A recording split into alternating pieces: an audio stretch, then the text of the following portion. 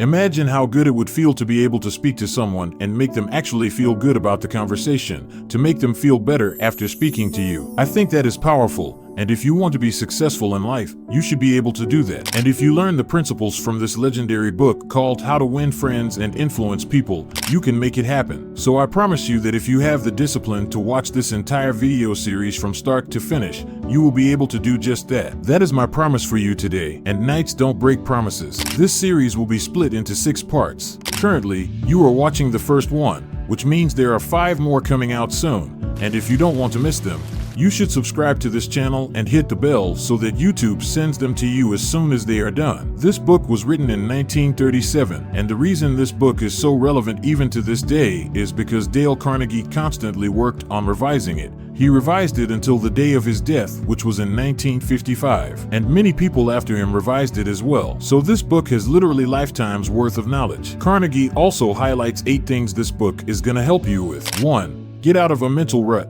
Think new thoughts, acquire new visions, and discover new ambitions. 2. Make friends quickly and easily. 3. Increase your popularity. 4. Win people to your way of thinking. 5. Increase your influence, your prestige, and your ability to get things done. 6. Handle complaints, avoid arguments, and keep your human contact smooth and pleasant. 7. Become a better speaker and a more entertaining conversationalist. 8. Arouse enthusiasm among your associates. And this book has done so for more than 10 million readers, and if you follow this 6-part course, you will be able to join this group. Principle 1. Never criticize, condemn, or complain. Any fool can criticize, condemn, and complain, and most fools do. But it takes character and self-control to be understanding and forgiving. A great man shows his greatness by the way he treats little men. In this book, Carnegie talks a lot about Abraham Lincoln's life. Lincoln had many reasons he could criticize people, but he never did. He said, "Don't criticize them. They are just what we would be under similar circumstances." And that is something I want you to think about, because if you live the same life as the person you want to criticize,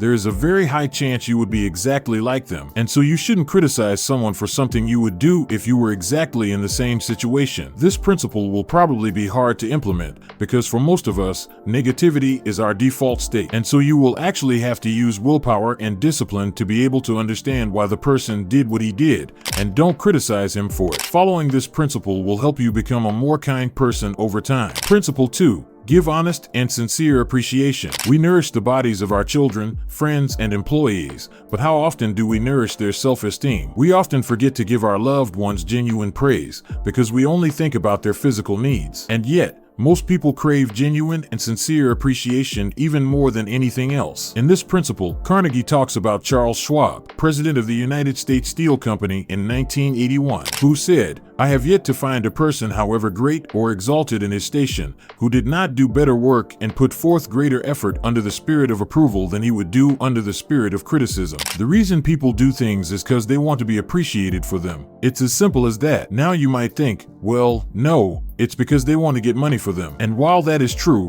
why do you think they want the money? Because they want to be appreciated for it. They want to be appreciated by their family for bringing food on the table. They want to be appreciated by their friends for having nice clothes, and so on. The point I'm trying to make is that people crave appreciation for what they do, and so you should try your best on a day-to-day basis to give it to them. But make sure you stay away from flattery. Flattery is insincere appreciation, and people can sense that. So be genuine and start being more grateful for others. Principle 3. Arouse in the other person an eager want. Before you go about telling someone what to do, always pause and ask yourself, how can I make this person want to do it? Carnegie mentions a quote from Henry Ford saying, "If there is one secret to success, it lies in the ability to get the other person's point of view and see things from that person's angle as well as from your own." You should not tell someone to do something if you know that if you were in their situation, you wouldn't do it either. Always try to put yourself in the other person's shoes and think about what they want and what they would agree to. Dale Carnegie tells us a story about what a member of his course did when his child didn't want to go to kindergarten. He and his wife started finger painting in the kitchen and having fun. And so soon the little boy started watching them paint and wanted to join in. But they told him that he first needs to go to kindergarten to learn how to do it before they let him paint with them. And just like that, the boy wanted to go to kindergarten now. They didn't try to force him to go. They just showed him all the fun he would have there. And that is the whole art of influencing people. Highlight the benefits they will get if they do what you say. If you do this, they will not only be happier to do it, but they will also do it much better because they are excited about it. Whereas if you gave them a command, they might do it, but it will be done poorly. It will be done for the sake of it being done, and that is not good. Principle 4. Become genuinely interested in other people. You can make more friends in 2 months by becoming genuinely interested in other people than you can in 2 years by trying to make other people interested in you. People are always more interested in themselves than anything else. That is something I need you to keep in mind. Every time you talk to someone, the topic they will be most enthusiastic about is themselves. So start talking about them, become genuinely interested in them, and perhaps you'll even learn something. There is a quote from Ralph Waldo Emerson: "In my walks, every man I meet is my superior in some way, and that I learn from him." And so keep in mind that everyone you meet always has some sort of interesting story or something you could learn from. Principle 5. Smile. Happiness doesn't depend on outer conditions. It depends on inner conditions. It isn't what you have,